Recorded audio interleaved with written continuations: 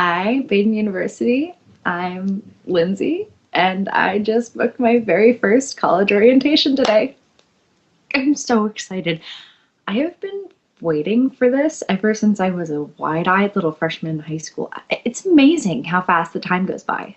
If I could pick one thing from high school that I'll never forget, it would be being selected valedictorian of my senior class.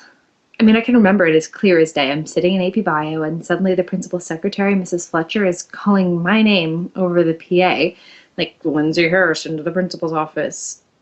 And all of the other kids are like, ooh, because I never got sent to the principal's office before. And I'm wondering, do they think I was one of the students who forked the Great Lawn, or cut a penis into the football field, or wrote that anonymous article about tainted cafeteria meat in the high school gazette? But then I walk into his office and the principal's just smiling at his desk. Lindsay, I'm sure you know why you're here. Choosing valedictorian, it's about picking the student who has settled for nothing short of excellence. About the student who best represents the interest and aspirations of a positive-minded citizen of the earth. It's not just about the highest GPA. Lindsay, you are that student. By the way, I also had the highest GPA in my grade, so he kind of got the best of both worlds. The rest of my senior year was building towards the graduation speech. I spent more time on that speech than any standardized test, any AP exam, my senior thesis even. I needed to make sure that it left my peers a message of inspiration that perfectly encapsulated where we've been and where we're going. So the day finally comes. The stage is set. I've got my cap and gown and my valedictorian stole ready to go. Front row, first seat, a spot it took me 13 years to earn. They announced my name and for my place at the mic.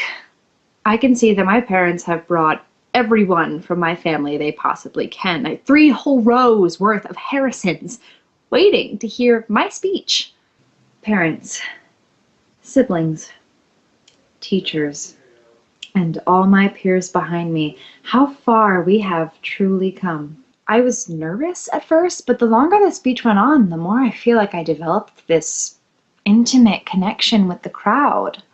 In the words of the late, great suffragette Susan B. Anthony, former First Lady and a personal idol of mine, Eleanor Roosevelt once said, and now I'd like to read an excerpt from a poem by the extraordinary Maya Angelou. When I read that excerpt, the crowd went wild. Well,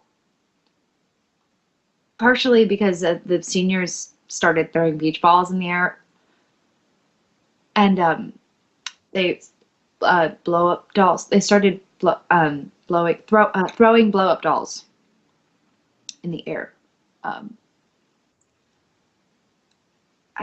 I didn't need to see that. It's just I worked for months and months on this speech that was supposed to be a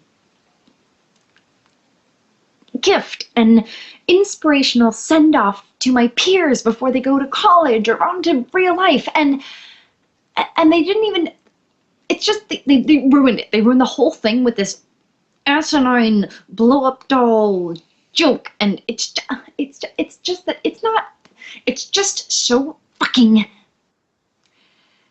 You know what?